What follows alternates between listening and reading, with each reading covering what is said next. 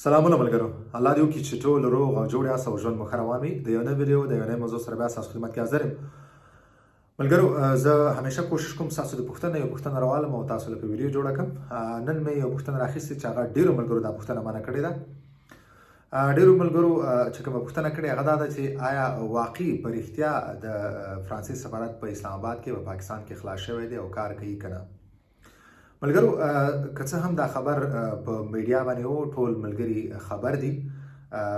د ویډیو جوړولو ضرورت ځکه ما محسوس نه کوم، خو بیا هم ډېرو ملګرو پوښتنه کړې ده، نو ما بهتره وګڼله چې یو ویډیو پرې جوړه کړم.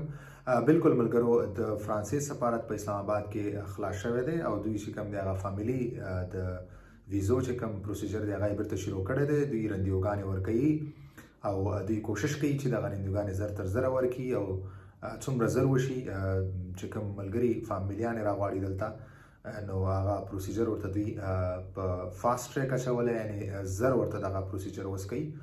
نو کومو ملګرو که دماندونه کړي رندیو دپاره، نو دوی دپاره انشاءالله دوی ته به هم ډېر زر د اسلام آباد نه رندیو دپاره ایمیل راشي.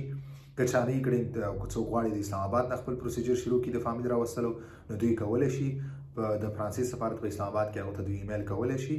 هغوی په خپل ویب سایټ په پاڼه باندې ایمیل ورکړی، تاسو ورته ایمیل کولی شئ.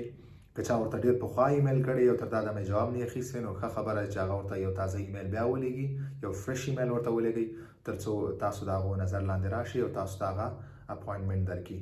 نو بالکل د فرانسې سفارت چې کوم دی په اسلام آباد کې هغه خلاص شوی دی او هغه د فامیلیانو چې کوم هغه پروسیجر دی، ویزا پروسیجر، هغه یې بیرته شروع کړی دی. دوی رندیوګانې ورکوي، تاسو ورته دومان کولی شئ. هر ملګری که غواړي چې خپل د فامیل پروسس چې کوم دی هغه د اسلام آباد نه پاکستان نه شروع کړي، نو دوی کولی شي رندیو دپاره دومان کولی شي، ایمیل ورته لیږلی شي. ایمیل ورته تاسو خپله هم کولی شئ، د سوسیال په طریقې هم کولی شئ. بل دلته ما یو ویډیو جوړه کړې ده، هغه ویډیو تاسو کتلی شئ. زما په یوټیوب چینل هم اوس هم موجوده ده.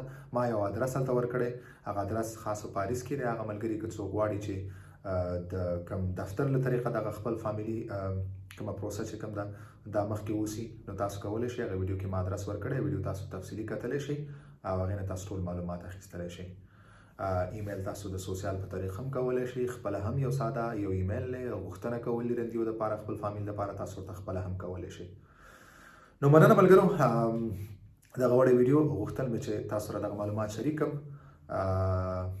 که تاسو څه پوښتنه لرئ، نو تاسو خپله پوښتنه چې کوم ده دلته په یوټیوب چینل په کمنټ سیکشن کې پرېښودلی شئ. انشاءالله په خپل وخت به زه ستاسو پوښتنو ته خامخا جواب درکړم. تر بلې ویډیو پورې په الله سپارم، په مخه.